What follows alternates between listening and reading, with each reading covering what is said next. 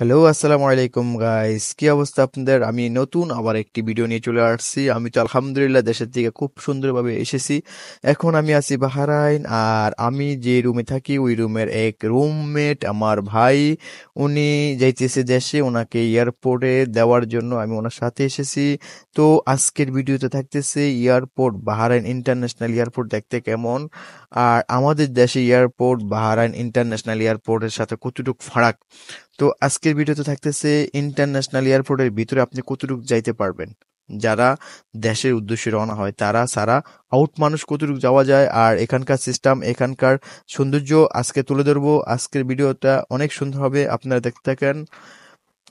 এটা হচ্ছে ভিতরের সাইড, দেখেন আমি আপনাদেরকে এখন দেখাবো ভিতরের সাইডটা ঘুরিয়ে, যে কত সুন্দর করে তারা এয়ারপোর্টটা বানাইছে, উপরের ডিজাইন, তারপরে হচ্ছে এখানকার ট্রাফিক, এখানে কত সুন্দর সিস্টেম। এখানে আউট মানুষ শুধুমাত্র এই যারা দেশের দেশে যারা যারা দেশে যাইতেছে তারা না, তারা আউট মানুষ এখানে এসে আসতে পারবেন, বসতে পারবেন, দেখতে পারবেন। ওই যে এই যে দেখা যাচ্ছে এটা হচ্ছে কাস্টম অফিস, এই যে বোর্ডিং পাসের অফিস, অফিসাররা এখানে বসে।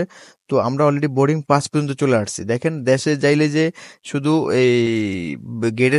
তো গাইস, এটা হচ্ছে বাহরাইন এয়ারপোর্ট আউটসাইড এরিয়া।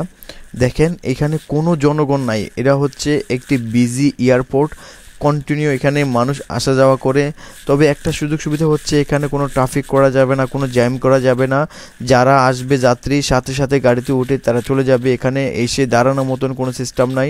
যাদের দরকার দাঁড়ানো তারা এয়ারপোর্টের ভিতরে যেতে পারবে, এরকম সুন্দর সুযোগ সুবিধা এখানে দেওয়া আছে।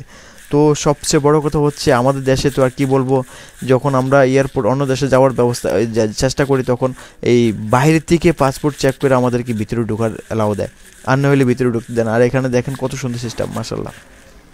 এটা হচ্ছে বাথরুমের একটা শট নিয়ে নিলাম, দেখেন বাথরুম কত